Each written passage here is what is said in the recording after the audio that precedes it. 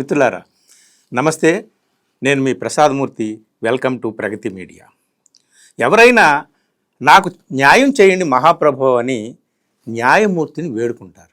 కానీ అరవింద్ కేజ్రీవాల్ ఈ న్యాయమూర్తి నాకు వద్దు, ఈ న్యాయమూర్తి వల్ల నాకు న్యాయం జరగదు అని ఆయన కోర్టులో వినతి పత్రాన్ని సమర్పించుకున్నాడు. ఎవరా న్యాయమూర్తి? జస్టిస్ స్వర్ణకాంత శర్మ. ఎందుకు ఆయన ఇలాంటి విజ్ఞప్తి చేయాల్సి వచ్చింది? ఒక జడ్జినే ఈ జడ్జి వల్ల నాకు న్యాయం జరగదు, ఈ జడ్జి కింద నా కేసుని పెట్టొద్దు అని ఈయన ఎందుకు అన్నాడు? ఒకసారి ఒక విజువల్ చూడండి. पर दो कारण मुख्य हैं। पहला कारण ये कि आरएसएस की जिस विचारधारा वाली सरकार ने झूठे आरोप लगा के मुझे जेल डाला। చూశారు కదా, ఆయన అరవింద్ కేజ్రీవాల్ ఒకప్పటి ఢిల్లీ ముఖ్యమంత్రి. ఆయన ఎలాంటి విప్లవాత్మకమైనటువంటి మార్పులు ఢిల్లీ పరిపాలనలో తీసుకొచ్చాడో అన్నీ మనకు తెలుసు. సరే, ఢిల్లీ లిక్కర్ స్కామ్లో ఆయన ఇరుక్కున్నాడో ఇరికించారో ఏదైతే, ఆయన ఆ స్కామ్ నుంచి బయటపడినటువంటి విషయం ఇదంతా కూడా మనకు తెలుసు. ఇక్కడ 3 విషయాలు చెప్పాలండి. కేజ్రీవాల్ జస్టిస్ స్వర్ణకాంత శర్మ గారిని ఎందుకు కాదంటున్నాడు? అలా కాదంటే జస్టిస్ స్వర్ణకాంత శర్మ ఏమన్నారు? అసలు దీనికి ఈ మొత్తం దానికి నేపథ్యం ఏంటి? వర్తమాన భారతంలో న్యాయ వ్యవస్థకి న్యాయానికి మధ్య ఉన్నటువంటి వైరుధ్యం ఏంటి, ఘర్షణ ఏంటి? ఈ 3-4 విషయాలు మనం మాట్లాడుకుందాం. అరవింద్ కేజ్రీవాల్ జస్టిస్ స్వర్ణకాంత శర్మ గారిని మీరు వద్దు, మీ అండర్లో నా కేసు విచారణ వద్దు అని ఎందుకు అన్నాడు?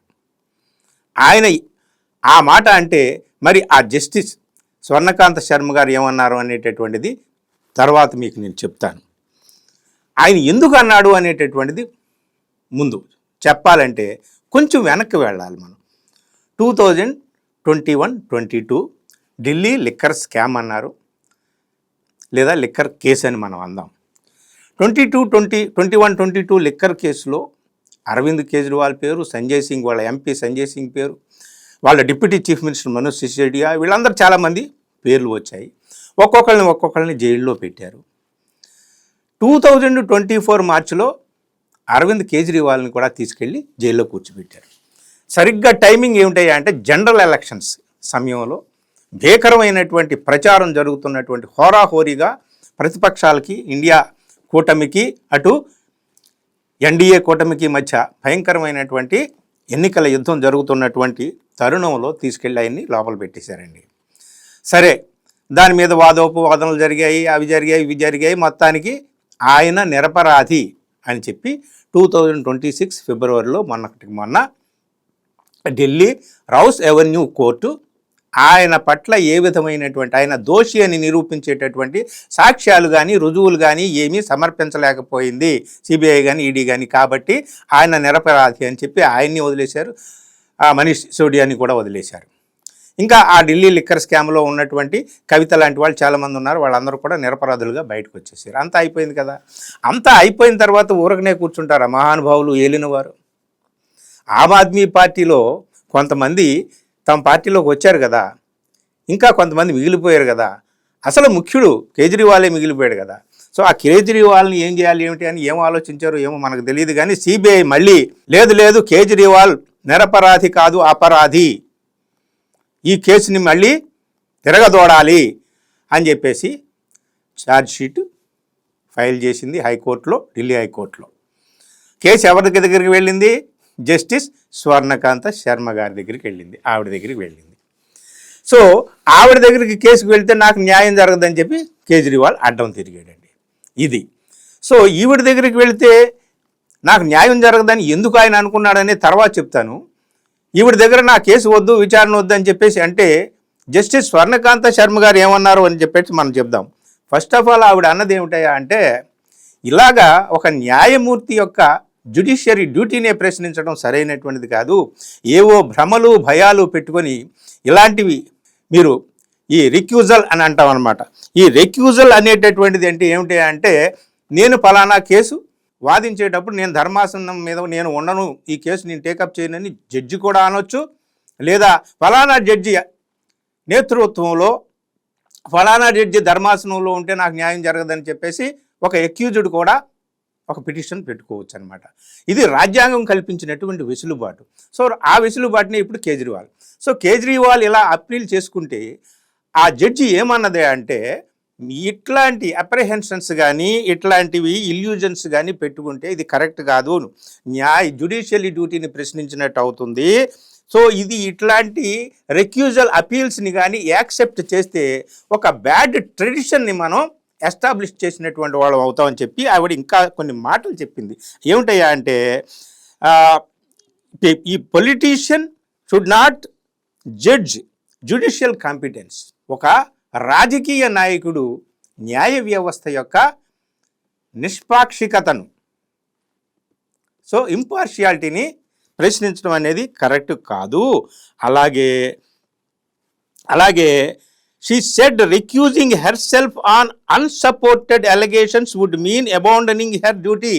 ఇలాగా రుజువులు సాక్ష్యాలు లేనటువంటి ఎలిగేషన్స్తో రెక్యూజల్ ఎవరైనా పెడితే అందుకు నేను నా డ్యూటీ నుంచి తప్పుకున్నాను అనుకోండి, వాళ్ళ అపీల్ని యాక్సెప్ట్ చేసి, అంటే నా కర్తవ్యాన్ని నా ధర్మాన్ని నేను విస్మరించినట్టు, నా డ్యూటీ నుంచి నేను తప్పుకున్నట్టు కాదా అని చెప్పి మళ్ళీ ఆమె అన్నదన్నమాట. ఇంకొక మాట ఏమన్నది అంటే, judicial impartiality is presumed unless there is real cogent material to prove bias. When a judge sits as a neutral adjudicator, the parties appearing before the court cannot question the competence of the judge by stating that since some of her judgments have been modified or set aside by a higher court, she is therefore not fit to do justice. यानी अगर किसी court का कोई भी फैसला कोई higher court set aside कर सकती है, तो किसी भी लिटिगेंट को ये कोई हक नहीं है. న్యాయపాలిక అంటే న్యాయ వ్యవస్థ పక్షపాత ధోరణిలో వ్యవహరిస్తుంది అని తేల్చి చెప్పేటటువంటి రుజువులు సాక్ష్యాలు లేకుండా ఇలాంటి ఈ రిక్యూజల్ అపీల్స్ పెట్టడం అనేటటువంటిది సరికాదు.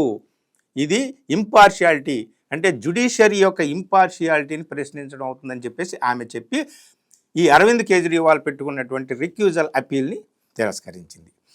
ఇది సో ఆవిడ చెప్పింది. అయితే ఇప్పుడు కేజ్రీవాల్ ఒక జడ్జినే, ఈమె పట్ల నాకు న్యాయం జరగదు, న్యాయమూర్తి అక్కడ న్యాయం కోసం కూర్చున్నటువంటి న్యాయమూర్తి ద్వారా నాకు న్యాయం జరగదనడం చాలా మామూలు విషయం కాదు కదా. న్యాయ వ్యవస్థతో ఢీకొనడం అంటే మామూలు విషయం కాదు కదా. సో ఎందుకన్నాడు, దానికి ఏం కారణాలు చెప్తున్నారంటే అరవింద్ కేజ్రీవాల్ చెప్తున్నాడు. 2-3 రోజుల నుంచి కూడా వాళ్ళు మీటింగులు పెట్టి చెప్తున్నారు. మీకు సంజయ్ సింగ్, ఆమ్ ఆద్మీ పార్టీ ఎంపీ సంజయ్ సింగ్, ఆయన చెప్పాడు ఒక ఇంటర్వ్యూలో, ది వైర్ ఎడిటర్కి ఇచ్చినటువంటి ఇంటర్వ్యూలో ఆయన చెప్పాడు కొన్ని విషయాలు.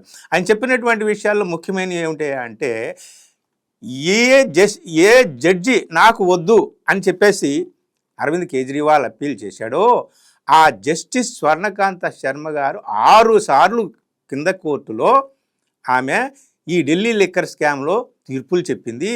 6 తీర్పుల్ని కూడా సుప్రీంకోర్టు తిప్పికొట్టింది.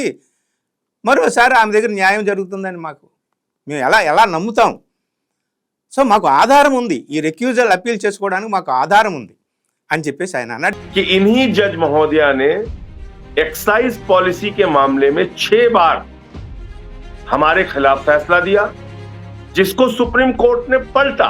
ఇంకో మాట ఏమన్నాడు అంటే, మీరు వినండి, ఆయన బయట జాగ్రత్తగా మేము ప్లే చేస్తాం, వినండి. ఇంకోటి ఏమన్నాడు అంటే, ఈ జస్టిస్ స్వర్ణకాంత శర్మకి ఆర్ఎస్ఎస్తో లింకులు ఉన్నాయని చెప్పాడండి. ఆర్ఎస్ఎస్ మీటింగులకి కార్యక్రమాలకి ఆమె అటెండ్ అవుతుంది. ఎస్, నేను అటెండ్ అవుతున్నాను ఆమె గర్వంగా చెప్పుకుంది. यही जस्टिस स्वर्णकांता महोदया आरएसएस के कार्यक्रम में जाती है, 1 बार नहीं 4 बार, और खुलेआम उसको स्वीकार कर रही हैं कि हाँ मैं जाती. సో వీళ్ళు ఆమ్ ఆద్మీ పార్టీ వాళ్ళు అంటున్నది ఏమిటంటే, ఆర్ఎస్ఎస్తో సంబంధం ఉన్నటువంటి వ్యక్తితో మాకు న్యాయం జరుగుతుంది. ఆర్ఎస్ఎస్ బీజేపీకి జన్మనిచ్చింది, బీజేపీ మోడీకి అమిత్ షాకి జన్మనిచ్చారు, అదే మోడీ అదే అమిత్ షా మనీష్ సిసోడియాని కేజ్రీవాల్ని సంజయ్ సింగ్ని అందరినీ కూడా జైల్లో పెట్టించారు.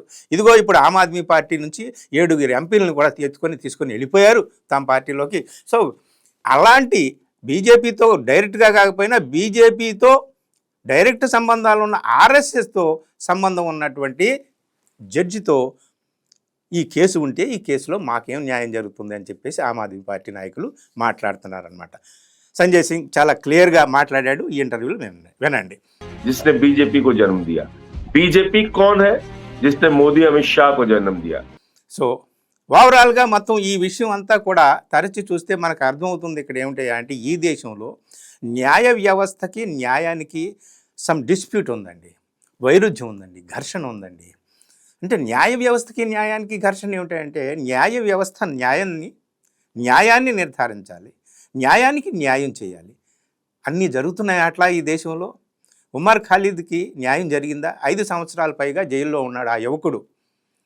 5 సంవత్సరాలుగా జైల్లో ఉన్నాడు. ఎందుకున్నాడు ఆ యువకుడికి తెలియదు, ఎందుకు పెట్టారో పెట్టిన వాళ్ళకి తెలియదు. ఇంకా తీర్పులు ఏమీ లేవు, రుజువులు లేవు, సాక్ష్యాలు లేవు, ఇంకా అలాగే ఉన్నాడండి. ప్రొఫెసర్ సాయిబాబా ఉన్నాడు. ఇదే సంజయ్ సింగ్ తన ఇంటర్వ్యూలో చెప్పాడు. ప్రొఫెసర్ సాయిబాబా, జేఎన్ సాయిబాబా, ఆయన 10 సంవత్సరాలు జైల్లో ఉంచారండి. 10 సంవత్సరాలు ఉంచిన తర్వాత ఏం చేశారు? ఆయన అపరాధి అని తేల్చి చెప్పేటటువంటి సాక్ష్యాలు, రుజువులు ఏమీ లేవు కాబట్టి వదిలేసి ఉన్నాడు. 10 సంవత్సరాలు కఠిన కారాగార శిక్ష వేసి 10 సంవత్సరాలు అంధకార బంధురమైనటువంటి కారాగృహంలో ఆయన్ని బంధించి, ఆయన అవయవాలు సరిగ్గా లేకపోయినా సరే ఆయన్ని బంధించి ఉంచి ఆయన నిరపరాధి అని 10 సంవత్సరాల తర్వాత వదిలేస్తే 10 నెలలు కూడా బ్రతకలేదు, చనిపోయాడే. ఇప్పుడు ఆ మేధావికి జరిగినటువంటి అన్యాయానికి ఎవరిని శిక్షిస్తారు? అలాంటి మేధావిని ఈ దేశం కోల్పోయిందే, తిరిగి ఈ దేశానికి ఆ మేధావిని ఎవరు ఇప్పిస్తారు? తిరిగి ఎలా రప్పిస్తారు? సో ఇలాంటి న్యాయ వ్యవస్థలు ఇక్కడ ఉన్నాయి. అందుకనే అందరికీ న్యాయం జరగటం లేదు ఈ న్యాయ వ్యవస్థ పట్ల అనేటటువంటి అనుమానాలు అయితే అందరికీ కలుగుతున్నాయి. అందుకనే ఆమ్ ఆద్మీ పార్టీకి అనుమానాలు కలగడానికి ఆధారాలు కూడా ఉన్నాయని చెప్పి వాళ్ళు కొన్ని మాటలు చెబుతున్నారు. సో మొత్తానికి అరవింద్ కేజ్రీవాల్ చేసుకున్నటువంటి అప్పీల్ని జస్టిస్ స్వర్ణకాంత శర్మ రిజెక్ట్ చేసినప్పటికీ కూడా అప్పీల్ అర్థవంతంగా ఉంది. అప్పీల్ చేసుకోవడానికి అరవింద్ కేజ్రీవాల్ అర్హుడే. దీని మీద మరి ఇంకా ఉన్నతమైనటువంటి కోర్టులు కూడా ఉన్నాయి కాబట్టి ఎవరు ఏ నిర్ణయాలు తీసుకుంటారో తెలియదు. కానీ ఈ దేశంలో న్యాయ వ్యవస్థకి న్యాయానికి మధ్య జరుగుతున్నటువంటి పోరాటం ఎట్లా ఉందో, ఏ రీతిలో ఉందో, ఏ స్థాయిలో ఉందో అరవింద్ కేజ్రీవాల్ కేసు మనకు చెబుతుందండి. ఏమీ లేదు, రాఘవ చెడ్డా ఆయనతో పాటు మరొక 6 ఆమ్ ఆద్మీ పార్టీ నుంచి వెళ్ళిపోయారు కదా. ఒకవేళ వాళ్ళు ఎలా వెళ్ళిపోయారు, ఎందుకు వెళ్ళిపోయారు మనకు తెలుసు.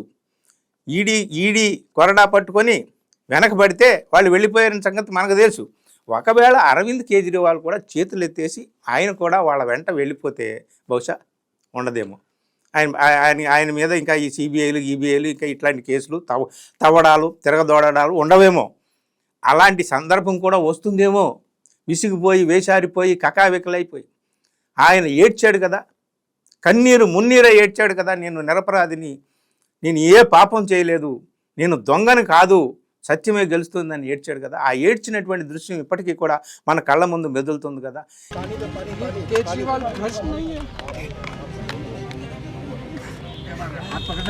मैंने केवल अपनी जिंदगी में ईमानदारी कमाई है.